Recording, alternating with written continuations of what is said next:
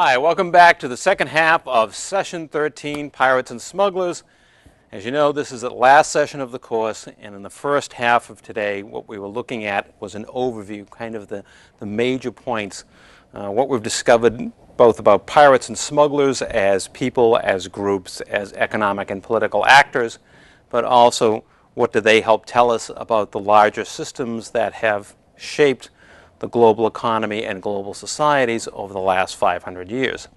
Now in the second half, we're also going to be doing sort of a summary, but it focuses entirely on the second half of the course.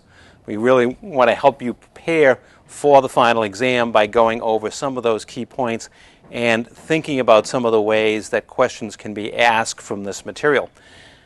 The first slide I'm going to put up will be familiar to you, or might look somewhat familiar because I used it again in the very first session in terms of how to prepare, how to study. It's worth going back and reviewing that material for a few minutes, because if you follow those rules, you should be able to do very well on the exam. But it's important to refresh your memory in terms of how you should attack the materials, what kinds of emphasis do we put on the grading in terms of the exams, what kinds of things am I looking for. Those are the kinds of principles that you need to keep in mind as you prepare for the final exam and review the materials. Then we'll go through and look at, okay, what are the major topics that we covered in the second half of the course?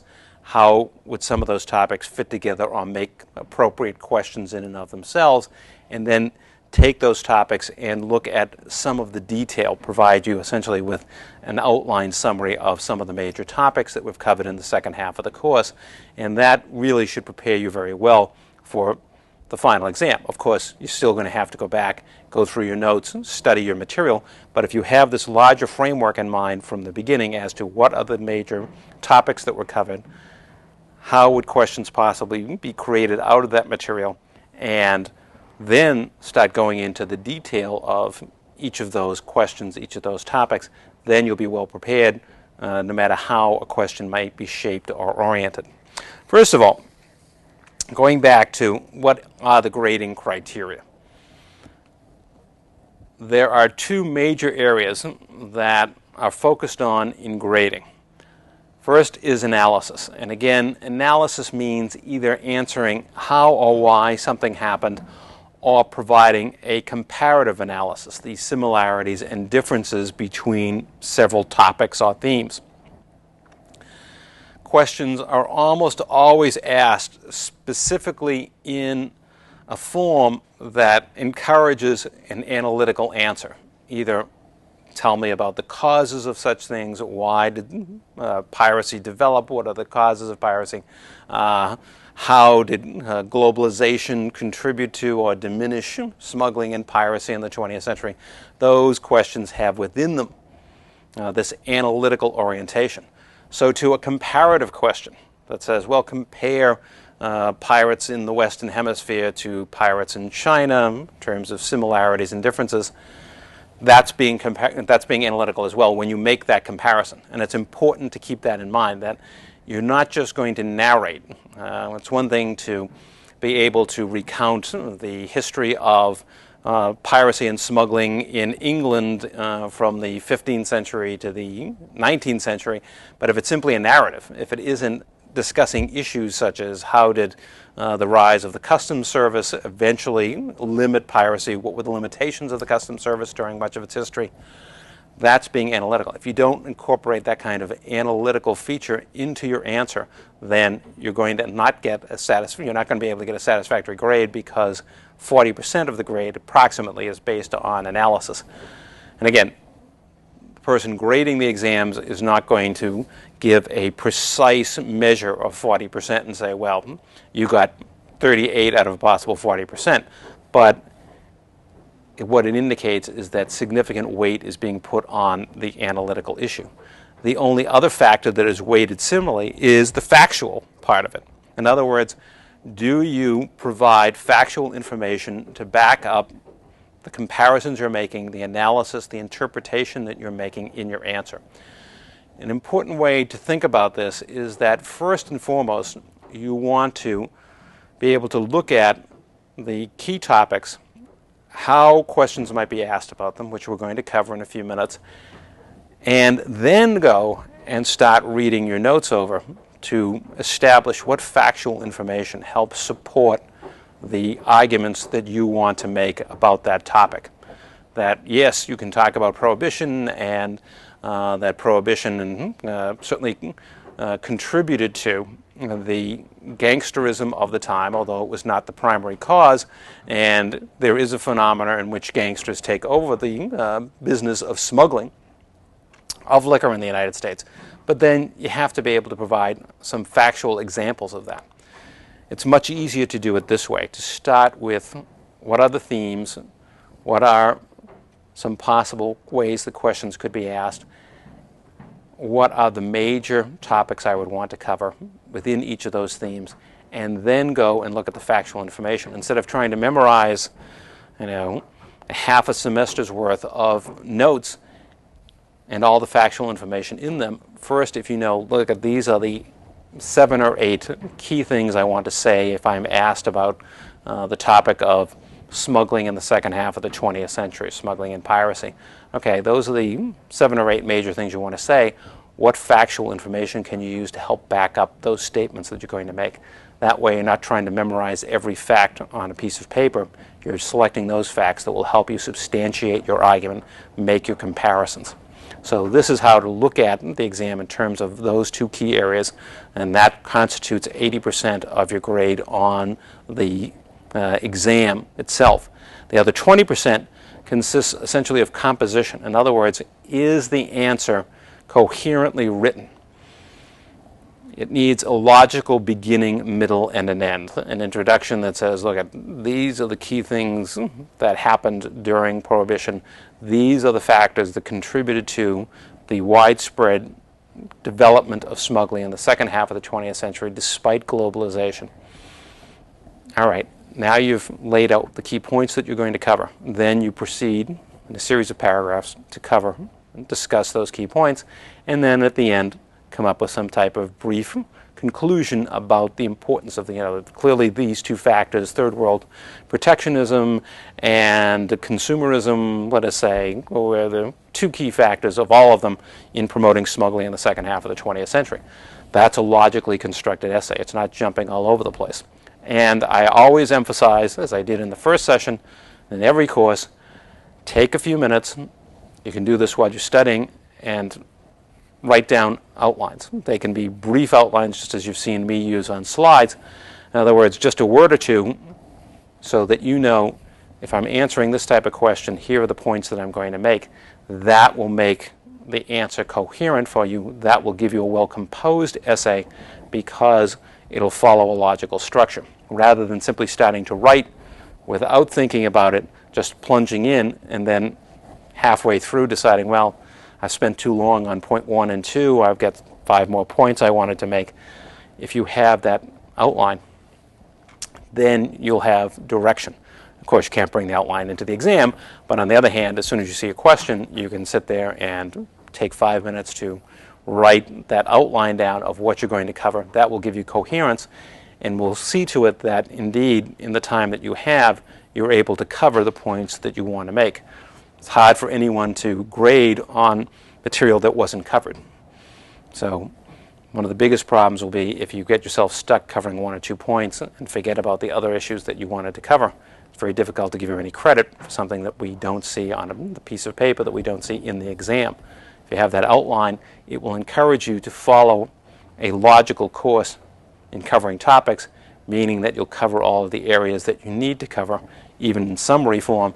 And then we have a way of being able to grade you effectively because we see all the points that we're looking for in the essay. So again, those are the basic guidelines or outline for studying in terms of, well, what is going to be emphasized, where is the grading going to be focused. Now, again, the second slide is another flash from the past because I used it in the opening session in session 1 in the second half in preparing people again for the course. And my emphasis in terms of how to read a book or an essay, any of the materials that you're reading for the course in terms of support materials, is to emphasize don't read with a pen or a magic marker in your hand, marking every topic that strikes you as new or interesting as you go along. you're in much better shape, since most of the material will be entirely new to you anyways, and therefore you wind up marking up the whole book or the whole article, etc. Read the article as a whole, then go back and summarize it. And if you need to go back and check, fine, but write a brief summary for yourself. Read a couple of chapters at a time in a book, and then summarize them. That way, you'll be able to remember the key points, and you won't get bogged down in too much detail so that you get overwhelmed by the readings themselves. You need to keep a perspective, a focus, that there are certain key points that you want to get out of that essay, out of that book, with some facts to support them, but you don't want to be overwhelmed by the material. Just as when I'm lecturing, I give you a set of points so that you can follow along. You write them down. You may not write down all of the detail that I'm providing, but you write down the outline, and that gives you the key points to guide you through the lecture, so that they will remind you, what is it that I'm supposed to be discussing here? What is it that he was covering here? What detail did he offer? Because you've got that provided to you, you've got that kind of outline, you need to do the same thing as you're absorbing the material in books and in essays. Summarizing the main points, as I said, something that I do. You find me doing it either at the end of each half or at the end of the session. What are the major points that we've covered here? What are the key things to remember? You need to be doing the same thing as you read books, essays, and even as you go back and go through the lecture notes, you should be able to summarize the key points. In the lecture notes, that's largely done for you, but you need to apply the same idea in looking at your notes on books and essays. Preparing for the exam. Again, I always suggest that you start with the summary points that I've covered at the end of each session or at the middle and end of each session. There is the superstructure of the course.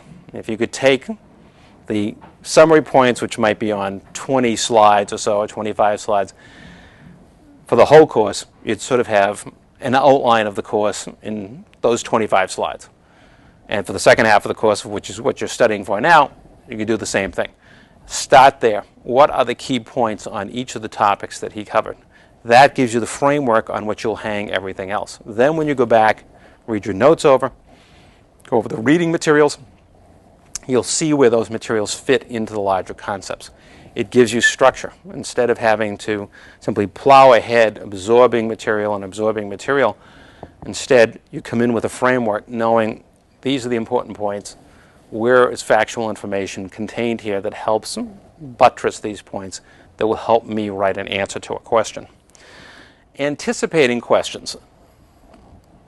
I'm going to talk about a few possibilities, but again, just as you will see on the syllabus, there may be sample questions that are provided, but I never say, look, this is absolutely the set of questions you're going to see. Even without those, however, you should be able to anticipate questions, because the questions are going to be drawn from the summary points and the major topics. The way I develop the questions is simply by looking at, okay, what are the major topics, which I'm going to go over in a moment. What are the summary points? And we're going to cover many of those today as well in terms of the major topics. Then I'm going to use that material to write the questions. And this is what's most important out of what I've been saying for 13 long weeks. I want the questions to reflect what was most important in the course. The idea of writing the questions, asking the questions, is not to befuddle people or try to demonstrate that, gee, I can ask a question that nobody can successfully answer. That's illogical, that's irrational. The questions are structured in such a way that they reflect what's most important in the course. What's most important in the course? The major topics and the key summary items that were covered on each of those topics. So if you start with those, you can easily anticipate, well, this is sort of the range of types and possible questions that you could ask, how the material would fit together.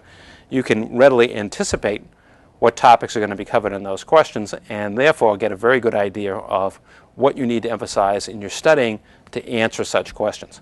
So again, the emphasis is on this larger structure.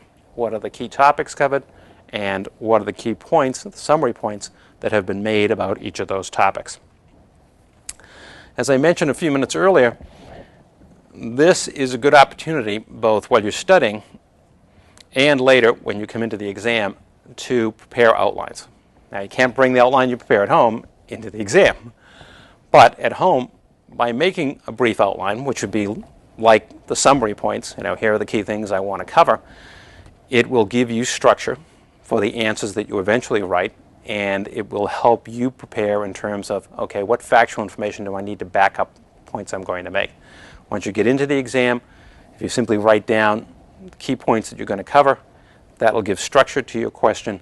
It'll make it a well-composed answer, and it will help you in terms of making sure that you cover a sufficient amount of ground in the answer so that you get a decent grade. Now, these are the logical steps to follow. You're essentially mimicking what I do in terms of preparing the course and preparing the exams for the course, and therefore you're going to find that there really aren't a lot of surprises if you follow these steps, because the exams will closely reflect the kinds of preparation that you've made if you follow this outline. Now, what are the major topics? What have we been covering for almost 13 weeks now? In the second half of those 13 weeks, I should say. What constitutes the key topics for the second half of the course? Well, we started off with Anglo-American smuggling, which meant we looked at the development of smuggling within England itself, really from Elizabethan times and a bit earlier, in other words, from the rule of Queen Elizabeth, down into the 19th century. And again, we'll come back and look at it more closely, but that was one of our two main topics. And tied to that was smuggling and the importance of smuggling in the American colonies, and specifically in the American Revolution, the important role of smugglers in helping bring about the revolution and helping to supply it with important military supplies needed for the revolutionary forces to fight off the British. Topic number 2 was the end of smuggling, which is really looking at the rise of free trade, particularly England's promotion of free trade, changes in the types of trade that were going on in the world towards bulk goods, and that was part of course, the transportation revolution, part of the industrial revolution, demand for goods like cotton and iron ore, etc., and how these various factors came together to diminish substantially smuggling as developed countries, in Europe especially, began lowering their tariff barriers, diminishing the incentive to trade that we saw in the first half is so important in terms of the golden rule, by getting rid of or substantially reducing those barriers, and by engaging in trade focused more on these bulk industrial products, the incentives to smuggle were sharply reduced from the latter part of the 19th century through the early decades of the 20th century. In that same session, we also looked at a very specific exception, which is prohibition in the United States. And we looked at the factors behind the drive towards prohibition, what the actual policies were in terms of their implementation and enforcement, and the responses with the development of early sort of ad hoc smuggling operations off the east coast of the United States, but even more importantly, across the Canadian border into cities like Detroit, and then the increasing rise of the gangster groups who came to dominate the smuggling and production, the illegal production of alcoholic beverages during Prohibition itself. So it's a very different kind of situation, an exception to the larger trend towards free trade and diminishing the incentives for smuggling. Here, of course, the United States is vastly increasing the incentives for smuggling by saying we're prohibiting both production and the importation of alcoholic beverages in the United States. That, of course, created this huge price differential, which immediately was met by vast smuggling. Another topic that followed after that, globalization. We looked at the process of globalization, especially in the 20th century, both the opening up of trade and increasing the opportunities for foreign investment, especially in the second half of the 20th century and most especially in the last quarter of the 20th century, and looked at that as a major causal factor for smuggling. Not directly necessarily because, of course, we always associate higher barriers to trade with increased smuggling, but we saw the complex factors in globalization that contributed actually to an explosive growth in smuggling, and we'll be covering those again when we review this topic in a little more detail in just a few minutes. So globalization forms another separate topic, our fourth topic out of the 6 that we covered in the second half of the course. The next topic, which we did over several sessions, was 20th century smuggling. And you can see already that there's a very direct connection between the previous topic and this one, and that is that globalization, of course, is very much the process that contributes to smuggling in the second half of the 20th century, in the period after 1945. So here is one example where these two topics, each could be the subject of a major question, but they also could be combined in the sense of talk about how globalization contributed to 20th century smuggling, and specifically what factors within globalization contributed to smuggling, and some of the major examples of smuggling that occurred in the second half of the 20th century. That's a question that incorporates both parts, with more emphasis on the smuggling, less emphasis on globalization itself. But there's a logical connection here. And finally, controlled substances. Specifically, what we've been looking at in the 20th century is, of course, the rise of networks internationally designed to inhibit or prohibit trade in such drugs as opium and heroin, cocaine, marijuana, and the reactions to those prohibitions or interdictions in the form of widespread smuggling networks. However, besides the possibility that a question could be asked directly on controlled substances, we could go back to 1898 and say, because that's where the U.S. becomes significantly concerned, if you remember, when it occupies the Philippines.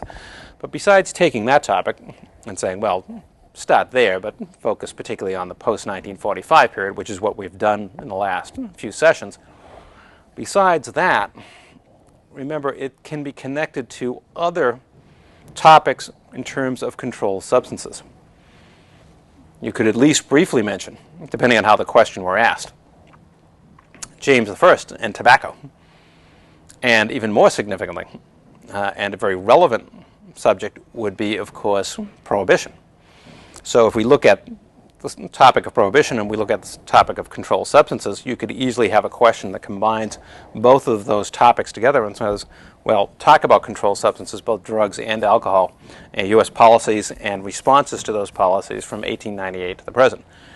That question clearly asks you to start with concerns about opium use dating back to the occupation of the Philippines, talk about prohibition, and talk about the efforts to control drug trades since 1945. So all of those could be combined into a single question. Most likely, the focus would be particularly on prohibition and controlled drug substances. Let's see if we can sort of match these two slides together for a moment. Yeah, well, we'll get close. Yeah, that's good. We've got 6 topics here. Okay. We've got Anglo-American smuggling, the end of smuggling, prohibition, globalization, 20th century smuggling, which is what that one, controlled substances. Of these, we could take each one and theoretically ask a separate question on any one of these topics. But there are also, as I've already suggested, several likely combinations. Combine prohibition with controlled substances. Talk about globalization as it relates to 20th century smuggling. Even if we look at things like Anglo-American smuggling and the end of smuggling, a possible question there to trace both England's efforts to enforce customs regulations over the centuries, and then finally its abandonment of that system and its promotion of free trade. You could take 2 of them together and combine them.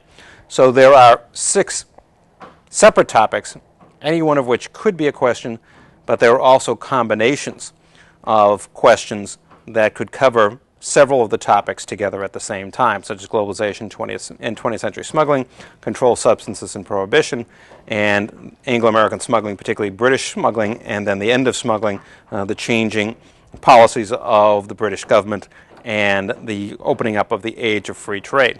So you need to consider all of these options, and that's why, again, it's so important to have an outline of the key materials covered under each subject. If you have that outline in mind, then mixing two together like prohibition and controlled substances isn't very difficult.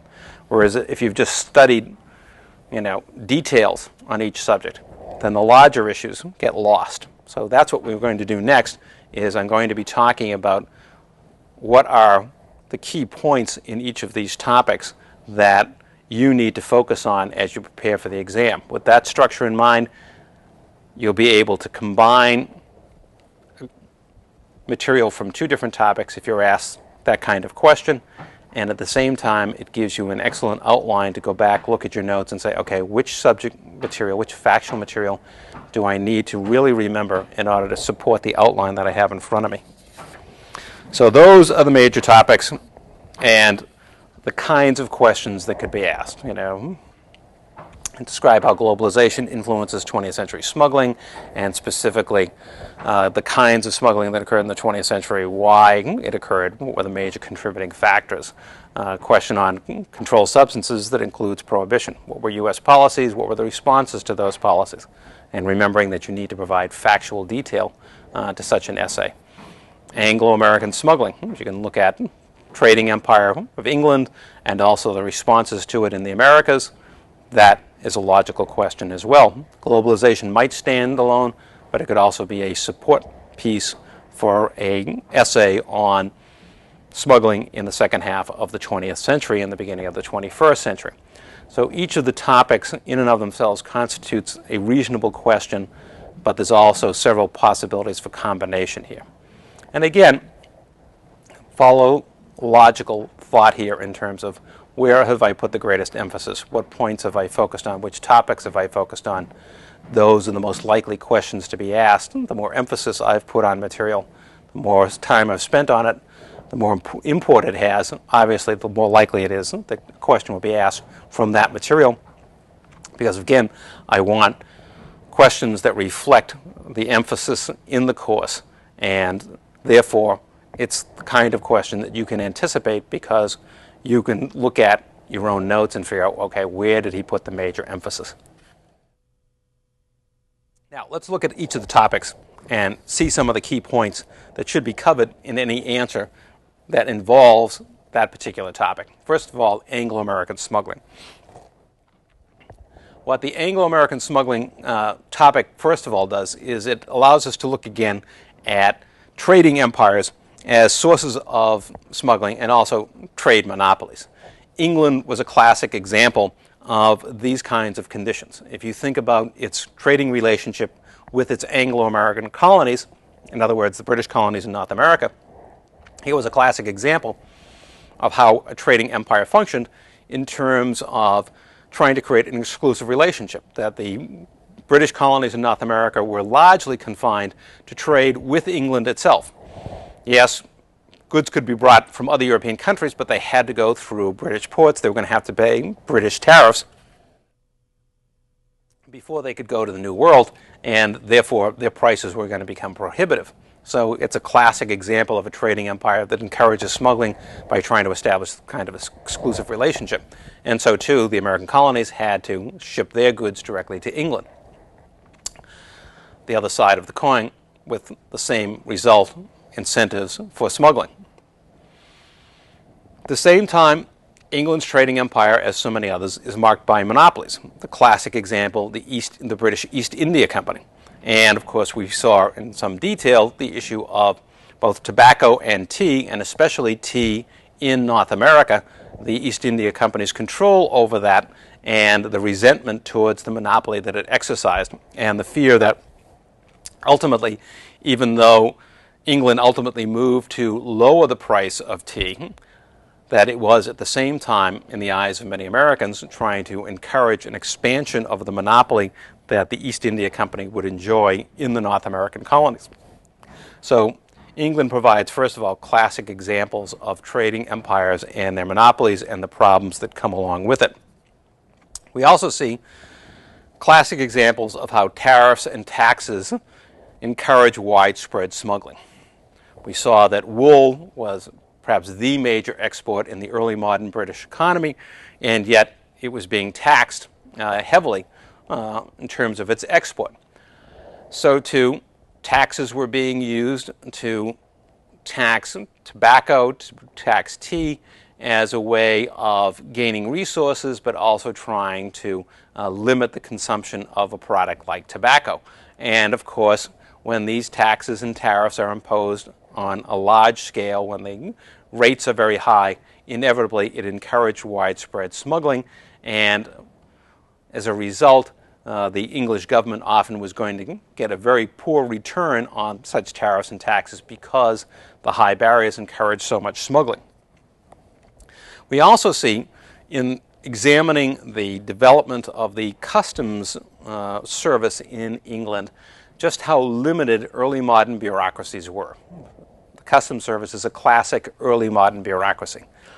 There are no entry rules for people in terms of admission exams, qualifications in terms of professional training. The appointments to the customs service are largely based on patronage. In other words, someone who has political power is using that political power to do a favor for a supporter and get that person a job. That person might not even hold a job. He may rent it out essentially to someone else who actually does the job. So we get a system that is terribly inefficient because these people are not professionally trained, they're not professionally qualified, they owe their position to political influence, and they often are not going to fulfill the position themselves. These jobs are also poorly paid. All of this is a huge encouragement to smuggling. These officials can be paid off relatively easily.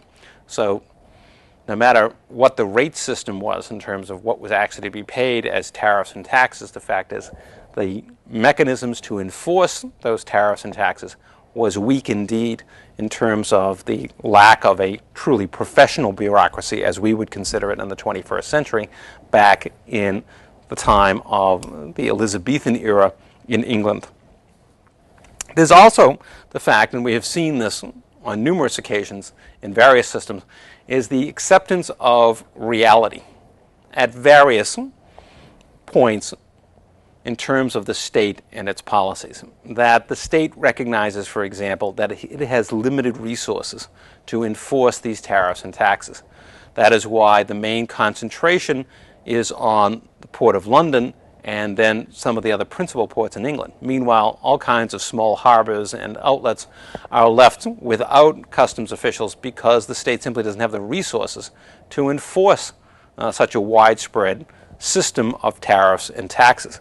There's also the reality that merchants, as Queen Elizabeth well knew, are an important source of support for the government. They provide essentially an ad hoc navy at times when England is threatened from the sea, because they provide their merchant vessels converted to warships to serve as part of the English Navy during such times, and they're also a source of loans to what was often a financially hard-pressed crown.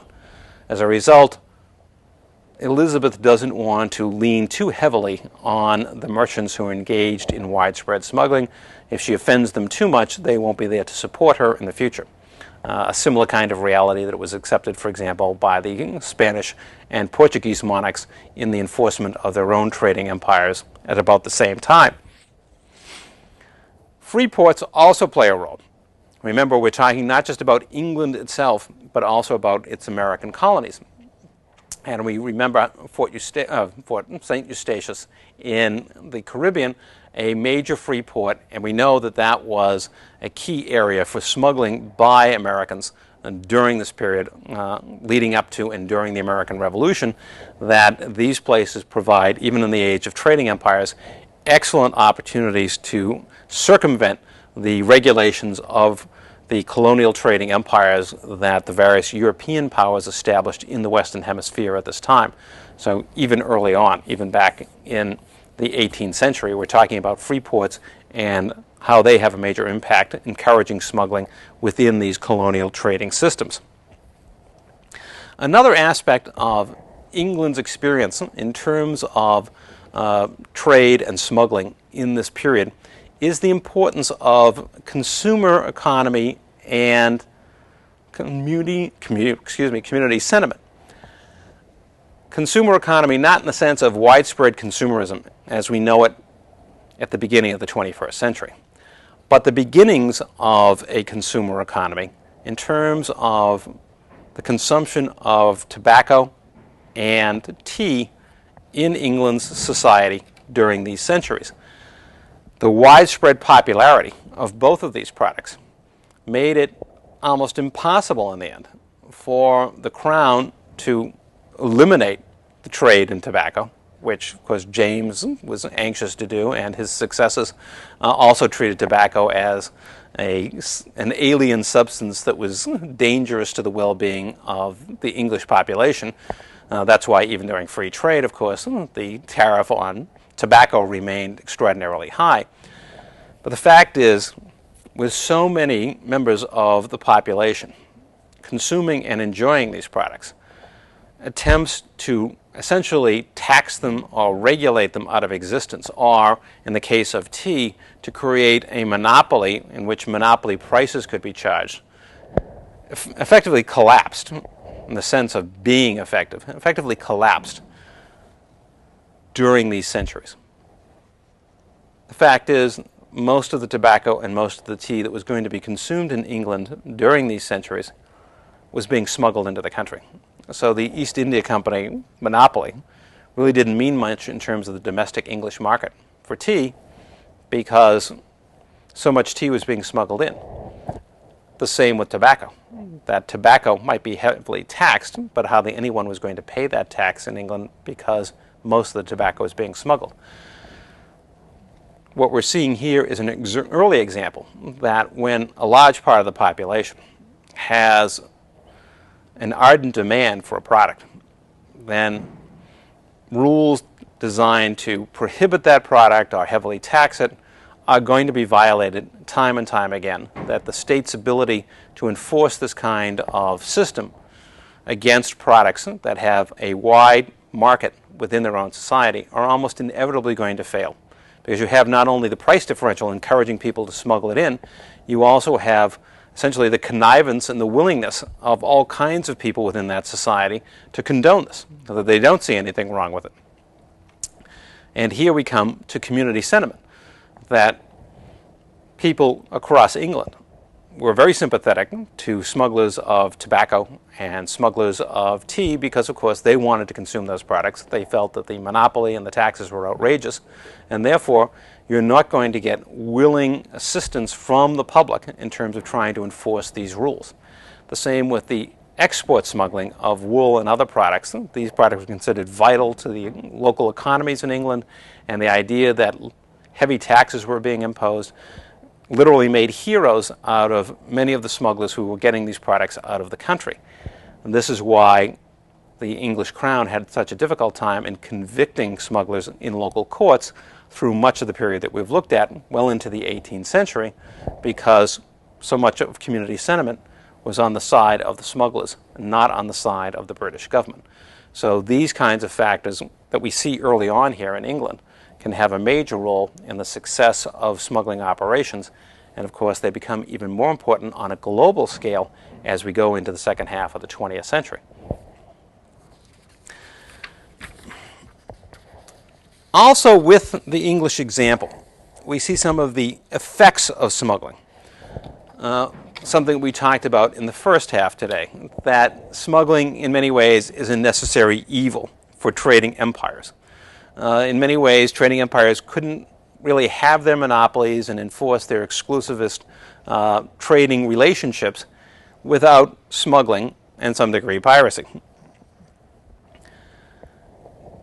Smuggling helps reconcile the irrationalities in these international economies. It helps keep the economies of Britain's North American colonies viable at a time when their economic interests were heavily disadvantaged in their trade with the mother country, a disadvantage created by the trading system that the British imposed. Smugglers help give economic relief within that system.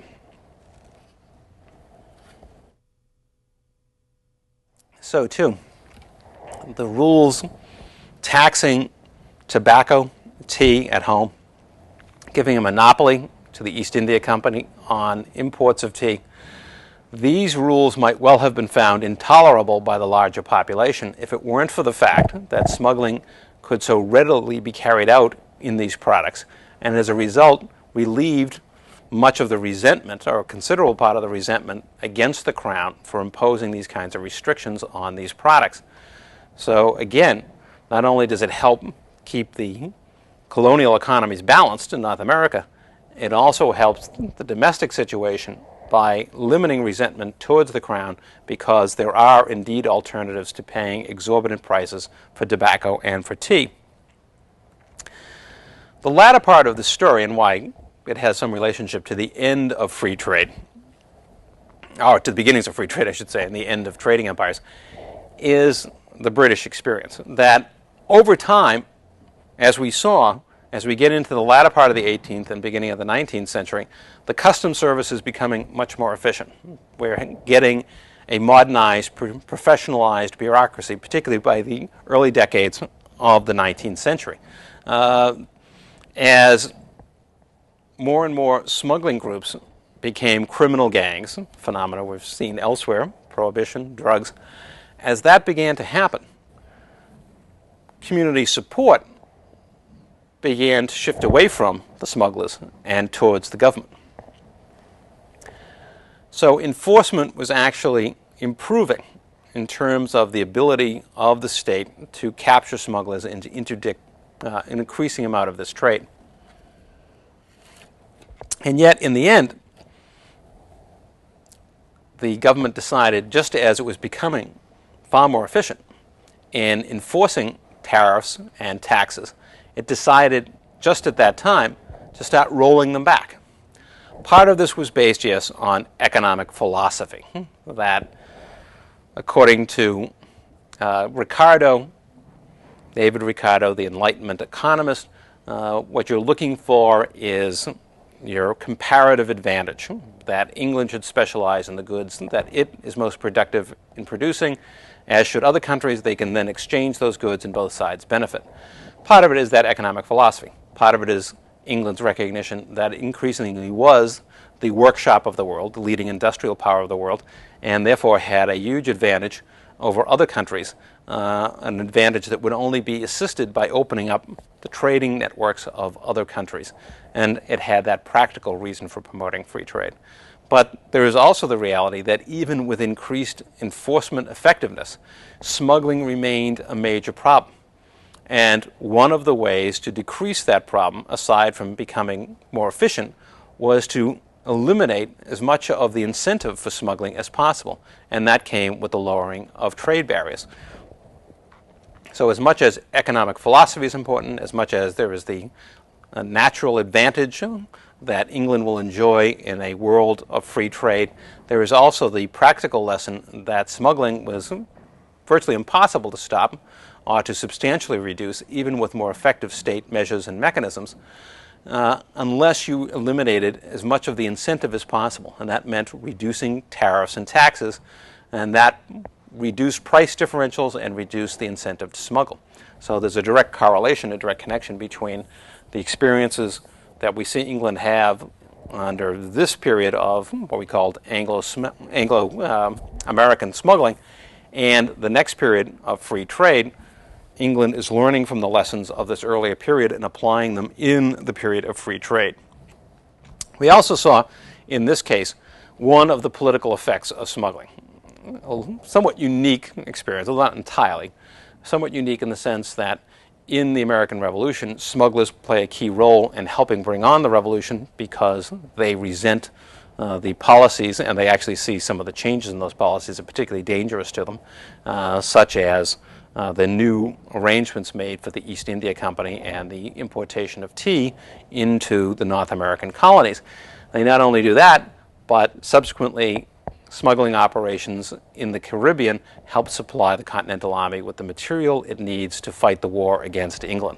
So we see, again, another aspect of the politics of smuggling, and in this case, how smugglers can be highly proactive, not just responding to state policies, but actually helping bring on a revolution and helping that revolution to succeed.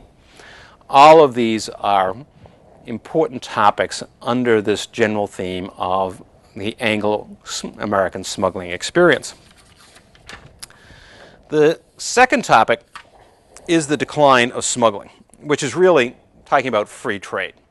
That this is the era of free trade, particularly in the second half of the 19th and the first few decades of the 20th century. Part of this is simply the fact that tariff barriers are being lowered by England and substantially by other major industrial powers such as Germany and France and the United States. With tariff barriers lowered, there's less smuggling because there's less incentive in terms of the profit that can be made by smuggling goods if the price differentials have been substantially reduced, which they were as a result of this process of free trade. But it isn't free trade alone that affects smuggling on a global basis in the 19th and early 20th centuries. We also saw changes in the composition of trade. We talked about the transportation revolution, the railroads, clipper ships, and then later steamships, helping to move goods, especially over land, at much cheaper prices, more rapidly, and making it possible to move bulk goods internationally that once really were not economical to move in bulk. I mean, shipping iron ore in a vessel that a Portuguese adventurer might have sailed into the Pacific back in the 1500s just would not be economically feasible. You can't carry this huge bulk product that has a relatively low price on it in small ships and expect to make any money out of it. That's why these types of international global trading ventures back in the 1500s, 1600s, and beyond tended to focus on precious goods like spices and bullion, etc. Now, the main composition of world trade is going to be these bulk products that have relatively low value per unit relationships, or ratios. There's not a lot of incentive for a pirate or a smuggler to smuggle iron ore. In rare instances, if we look at the collapse of the Soviet Union, we talked about that, a desperately weakened state where there was virtually no control over the export of products, then yes, you can be smuggling oil and smuggling iron ore because there's virtually no effort by the state or no ability by the state to control that. But in most instances, if you've got a reasonably competent state that's functioning at the time, you're going to find it very difficult to be shipping, tons of iron ore anywhere illegally. It's pretty hard to do. In those few instances of weakened states, yes, that can happen. Happened in the Congo in Africa in the second half of the 20th century, but only in rare instances. Generally speaking, if most of the trade is in these bulk goods, and 90% of it is, then that itself discourages smuggling because these products aren't very cost effective when it comes to smuggling. It's hard to do, and you're not going to make a lot of money off of them. So it isn't just the fact that tariffs are reduced on basic products. It's also the fact that more and more products that are being shipped in international trade as a result of the transportation revolution are bulk products, low value per unit ratios, and that in itself discourages smugglers from engaging in smuggling of those products, except in the rare instances where a state is simply too weak to stop almost any kind of smuggling. Now, another factor that plays a role in the reduction of smuggling is the modern states of Europe that reached out and began creating colonial empires in the second half of the 19th century, especially in Africa, but also extending their reach into Asia and eventually in the early 20th century into parts of the Middle East. What this meant was that these regions now had modern state systems with their modern technologies that were attempting to inhibit smuggling. And they could do the job more efficiently, certainly not as efficiently as they could at home. England had a far-flung empire that included much of Africa and India, etc. It certainly would be impossible to have the same effectiveness of enforcement in these far-flung areas as they did in England itself. But nevertheless, there was a substantial improvement in enforcement as these modern states extended their control over these regions in other parts of the globe. At the same time, well, this does lead to a substantial reduction in certain types of smuggling. Some trades are diminishing, but not disappearing, such as trade in opium. As we saw early in the 20th century, England began taking steps that by 1913 had largely eliminated the opium trade between its colony in India and China. Nevertheless, that trade was going to continue, simply in another smuggled form eventually. It diminished substantially, but it did not eliminate it. So too, arms smuggling in Africa continued, even though it diminished. It had been a substantial problem really for several centuries. Arms smuggling in Africa continued to be a problem, although it had been reduced in size. So the success story is never absolute, but these products were less frequently smuggled. On the other hand, the illegal trade in such goods did not disappear entirely during this period. And again, we come to finally the exception in all of this, as the world is generally seeing a reduction in smuggling because of free trade, changes in the content of trade, and also colonial enforcement by modern states in Europe. Nevertheless, as all of that is happening, the United States stands out as the exception because it, of course, has prohibited the import and the sale, the manufacture of alcoholic beverages, and that, of course, is going to create the classic price differential and encourage massive smuggling of these products. And that's, in fact, the next topic that we now turn to as one of the major topics in the second half of the course. I described Prohibition as a noble experiment, and indeed it was. As we pointed out during the lectures, although Prohibition is often seen as the work of a few fanatical preachers and other types of people who had a special agenda, the reality is that Prohibition had become a popular concept in terms of social reform in the United States, certainly by the latter decades of the 19th century.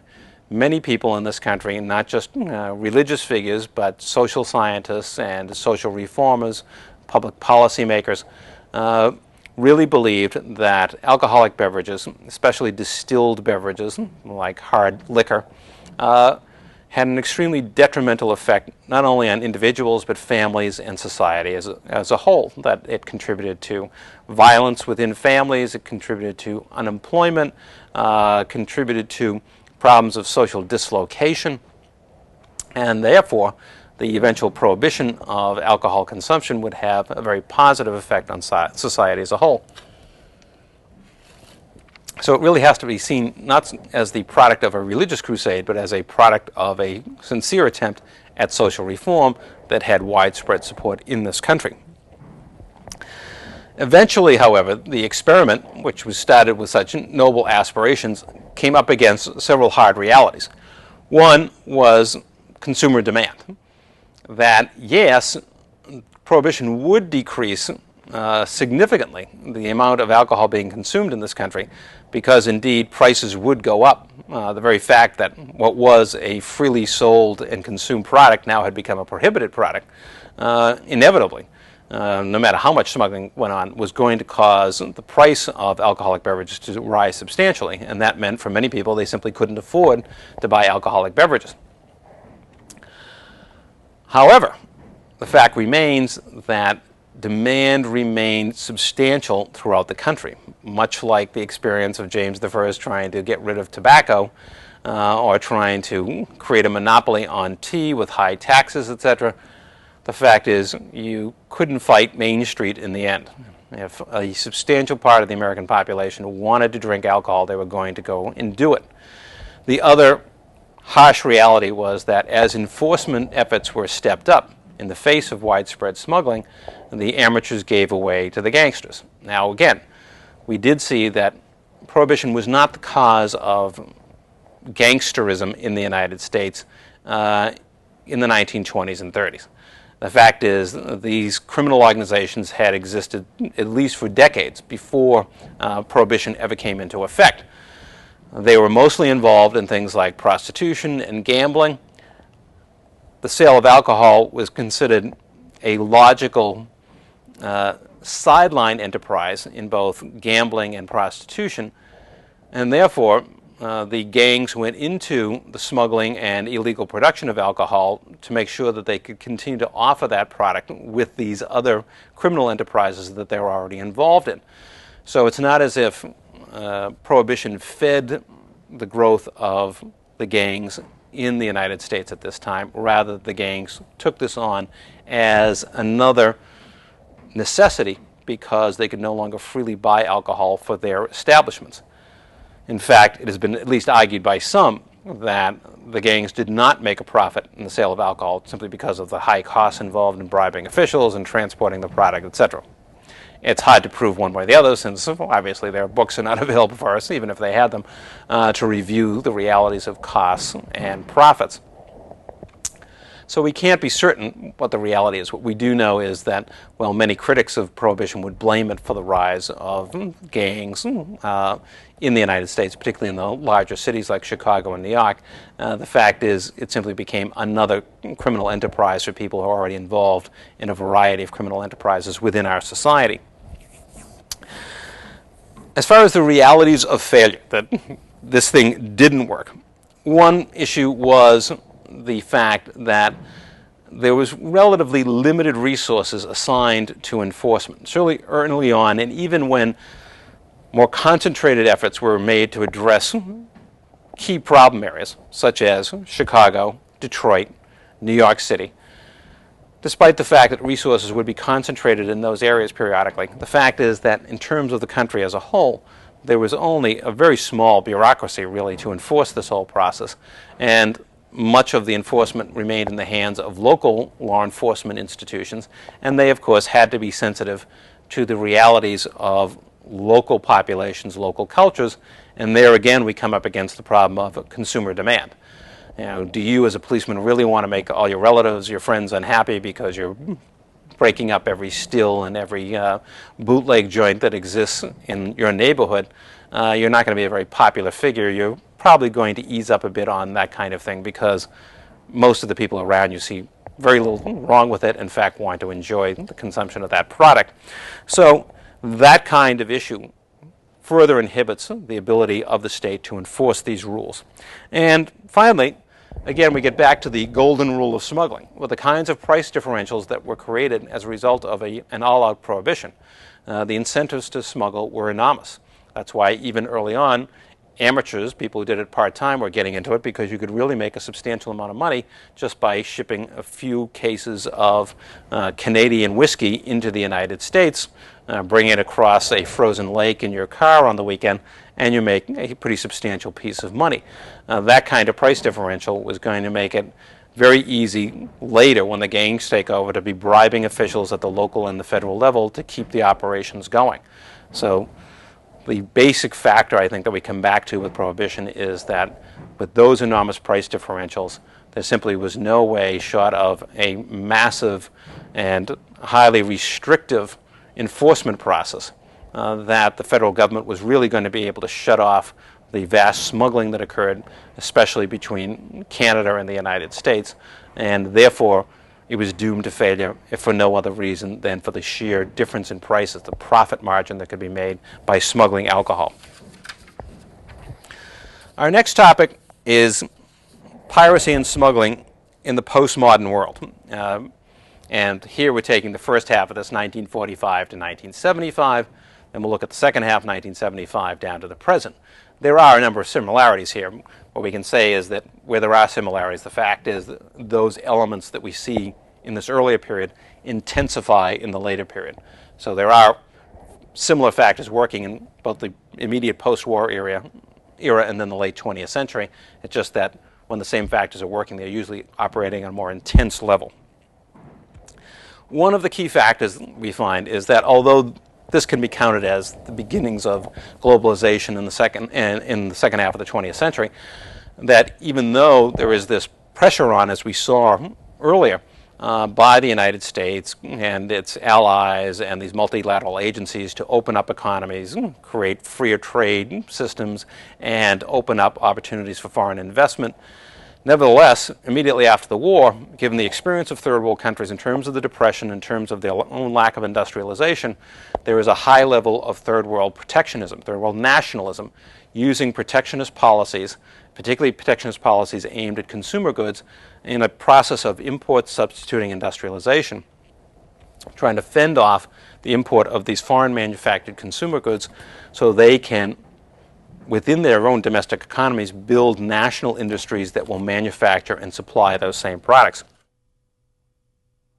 So despite the fact that the developed countries want to move towards this increasingly globalized economy, in the decades immediately after World War II, third world countries are largely following policies that cut them off from that process, that establish these protectionist walls, these protectionist barriers. In the years immediately after World War II, we also have this growing problem of consumer demand.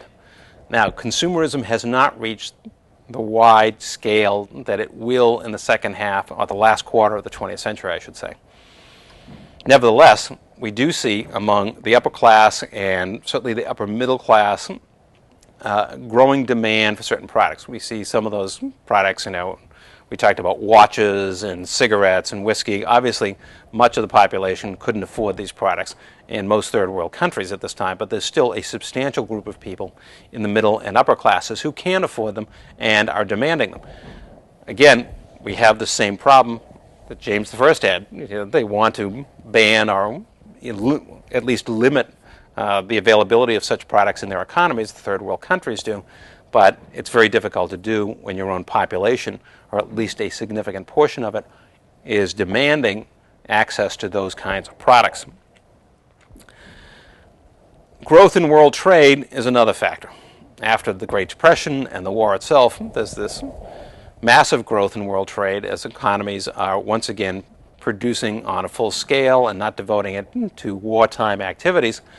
And of course, when trade grows, smuggling is going to grow, if for no other reason than the expansion of trade is almost never matched by increased regulation, at least not at the same pace as trade is growing. Trade is growing, let's say, 5% a year, which is a very healthy rate of growth for world trade. It's unlikely that most states are devoting sufficient resources to expanding their customs services to continue the same level of inspection. What generally happens is that customs is on the short end of the stick, and trade may be increasing by 5% a year, but the number of customs inspectors is certainly not increasing at that rate, and therefore fewer goods and fewer ships, containers are inspected. More smuggled goods can get in or out of a country because of that simple reality, that state resource commitment to customs enforcement never matches a healthy rate of growth in international trade. So you get more trade, you almost inevitably get more smuggling. There's also the reality of politics again, of the advantages to protectionist states in the third world of allowing a degree of smuggling. We talked about this earlier today, we've talked about it several times before. Part of it is balance of payments.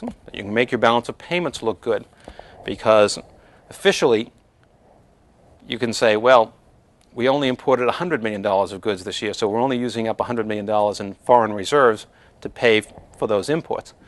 When in fact, another $50 million actually came into your economy in imports and had to be paid for with your foreign reserves, but it was smuggled. It wasn't on the books, so officially it doesn't appear. So it appears that you have at least $50 million that you can use to help pay back foreign loans that you want to make.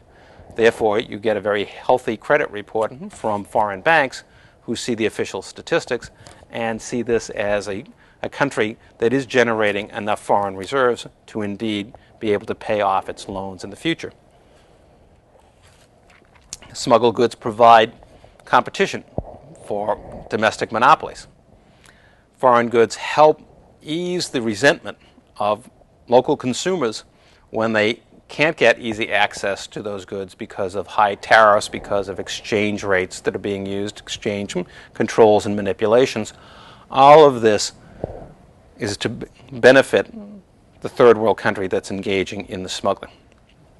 And of course, it can become a form of economic enterprise as well. We've seen a number of instances where countries were, for example, importing huge numbers of cigarettes, right, but far in excess of what their local population could possibly smoke themselves. So we know much of that is being shipped out again as smuggled goods. So smuggling can also serve to actually promote your exports and produce revenue for the country. So smuggling can have a variety of benefits for countries that are developing protectionist economies, both political and economic benefits. Another factor that facilitates smuggling at this time is the growth in free zones. We've seen that these date back for centuries, but there were relatively few of them. We could almost count them on one hand. Let us say back in the 18th century, places like St. Eustatius and then Gibraltar, and then eventually in the 19th century, Hong Kong. By the end of World War II, we're starting to get into dozens of free zones. And of course, it's not just a free port. In some cases, these places are being used to actually assemble products duty-free and then ship them off elsewhere. In other words, you can import the makings of, let us say, a watch, assemble it in the free zone, and then export it again without any export duty and ship it somewhere else. And this is a very cost-effective system because you haven't paid import duties on the makings of the watch, you haven't paid export duties on the finished watch itself. So we have a healthy growth, but not an explosive growth in free zones, and we know what happens with free zones. They are largely unregulated. There's minimal inspection of imports and exports because duties aren't being collected anyways. It's easy for smugglers to bring goods in and out of such a situation, and almost inevitably they are areas that exist in close proximity to protected economies, such as the free zone in Panama created after World War II, which of course lies right on the doorstep of highly protected economies like Brazil and South America. Here, there's a great opportunity to bring your smuggled goods in, a few questions asked, and then all you have to do is find a way to get them just across the border, just a few hundred miles into Brazil or one of the other highly protected economies near you. Colombia would be another example. So free zones are another factor, the growth of free zones after World War II, further encouraging smuggling, even though, again, we're in a period after the war when the developed countries are pushing free trade, pushing globalization. We also saw the rise of the informal economy, of thousands of people who work off the books. Merchants, who set up small stalls, they don't pay taxes, they don't pay license fees. They often deal in smuggled goods because it's cheaper. It's their major advantage, price advantage, over their more established, their legitimate competitors. These people and the growth of this sector provides an enormous market for smuggled goods because, of course, their enterprises are essentially based on the fact that they can provide goods to consumers at a much lower price than their so-called legitimate competitors. This means you have another high-demand sector that is an easy market for smuggled goods. You don't even have to worry about, well, what am I going to do with these goods once I get them to Colombia? Well, you take them to the island of San Andres, and the free marketeers, the informal merchants, will come over and buy up those goods and bring them right back. You don't have to hide in an alley somewhere waiting to sell your smuggled goods. There's an entire marketing network available to you in the informal economy. One other factor is, of course, U.S. policies on drug interdiction, that after World War II, and especially by the 1970s, the United States is increasingly stressing its efforts to control drugs and control the import of drugs into the United States. The emphasis on interdiction as opposed to trying to reduce demand, in other words, by having drug treatment programs, by publicity to discourage consumption of drugs, but by focusing on interdiction, it again creates the ideal conditions for smuggling because, of course, interdiction, at least theoretically, and in reality, will, at least for a time, raise the price of some of these products, and it's at least hope that it will do so to such a level to discourage consumption. The reality is that, well, it raises the price to a degree because additional costs have to be paid to circumvent the interdiction. Nevertheless, in the end, it never raises the price enough to really discourage consumption of these products, but it does create an ideal situation for smuggling. Finally, we come to the post-1975 period. piracy and smuggling at the turn of the century, and by that I mean the turn from the 20th to the 21st centuries. Contributing factors. Again, we see consumerism, the spread and deepening of consumer societies. That now we're not just dealing with sort of the upper levels of the middle class and the elite. Now we're dealing with the entire middle class and much of the working class in societies around the world. So what was, sort of a market segment in many societies outside the developed countries in the years immediately after World War II now has become this massive market in country after country around the world, where millions upon millions upon millions of people are now at least partially into a consumer society and consumer economies. They are looking for the kinds of goods that consumer industries produce. They are a huge market, and they are a huge lobby, if you will, in these countries for access to these goods. A good reason for governments to look the other way, even as they maintain certain protectionist barriers, because they don't want to offend not just a segment of the population, they don't want to offend what now is most of the population that is looking for consumer goods. The continuation of protectionism. We've seen the reasons for this, that many countries, although they have reduced their barriers, China, Pakistan were two examples we use, are loath to completely eliminate them, that they have still maintained restrictions, in part because they are trying to develop their own industries, in part in places like Pakistan because of a lack of domestic taxation on the upper classes. International trade taxes provide a substantial part of the income for the state, and therefore there is a problem with reducing them to the level of zero, the international tariffs, because that will take away a substantial part of the state's income, and the alternative would be to tax the elite in these societies, and they're not about to allow that to happen. So we do have some reduction, but we have reasons, as we saw, why many countries still maintain protectionist barriers, and particularly for consumer goods. The weakening of states. We saw this with the collapse of the Soviet Union, the Eastern European communist governments, the changing realities of China, where the government doesn't collapse, but the sort of ideological fervor of the regime and its bureaucracy is seriously impaired by the shift away from strict enforcement of communist ideology and the move towards a form of state capitalism, which does sanction profit-making and foreign investment. In all of these cases, we talked about Colombia as well and the impact of the drug trade in terms of undermining the powers of the state, which were already substantially weakened by internal political and social factors, that we see a large number of states in Eastern Europe and Africa that are seriously damaged in the years after 1975, and therefore largely lose their capacity to enforce any kind of customs regulations, tariffs, trade barriers, etc. We talked about the Soviet Union and massive exports of oil and mineral products in the years immediately after 1989 through the Baltic states, largely because the Soviet, or now Russian government, was simply incapable of controlling those kinds of conditions during this period immediately after the fall of the Soviet Union itself. This became a widespread problem, at least for a time.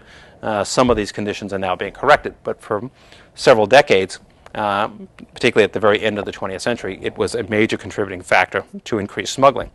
Another is the new technologies, the ability to duplicate software, duplicate DVDs and CDs, etc., on a massive scale, rapidly and cheaply.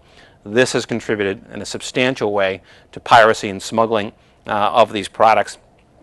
This is where the great demand is in consumer goods, and in many of these consumer goods, particularly high-tech goods, it is very easy to duplicate these products. And even in lower scale consumer products like cigarettes, it's very easy nowadays to counterfeit a package or the labeling on a cigarette itself and make it look entirely authentic. So this ability to duplicate trademarks and imitate them, again, facilitates the process of piracy and smuggling at the end of the 20th and beginning of the 21st century. And finally, a couple of factors that we've seen before, but on a grander scale now, the explosive growth in free zones. We're talking about dozens after World War II. We're talking about hundreds and hundreds of them by the end of the 20th century. And of course, with the explosion of the free zones comes and explosive growth and opportunities for smuggling for the reasons that we talked about earlier. The informal economy. Again, it existed in the decades after World War II, but it becomes far more pronounced around the world in the last quarter century as more and more people have abandoned the idea that they can operate within a legitimate economy that is highly regulated and often highly taxed. They've turned to informal operations and therefore provide an ideal marketing network for smuggled and pirated goods.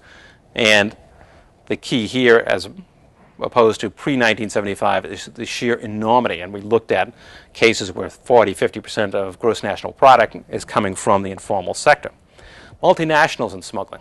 The cigarette companies in Canada are an ideal example, helping to evade taxes and still maintain their market. Smuggling of goods into China, consumer goods, helping to create a market for multinationals. So though all multinationals generally oppose smuggling, there are instances in which they can benefit from it. U.S. policies of drug interdiction, again, another factor we saw before 1975, but it's all the more intense, particularly with crack cocaine after 1975, and further encourages the development of the cartels like the Cali cartel, etc. The economics of interdiction, the fact that interdiction is a low-cost item for the smugglers because the cost of producing their product is so low and the actual people doing the smuggling and the equipment being used is not equipment or people that they have a great investment in. So despite the interdiction, it really doesn't cost much for them to lose some product and have to replace it. And of course the opportunities for drug production in Latin America, in the Andean region, with a drug subculture that has existed for centuries, providing a ready source of supply and people, hundreds of thousands of people whose economic livelihood depends upon it. So here we have the 6 major topics. These are the key points to remember. Take these, use them to study your notes and provide the substance to back up these main points. Good luck on the exam, and make sure you follow the guidelines in terms of study and preparation for the exam, and I'm sure you'll do well as a result. Thanks.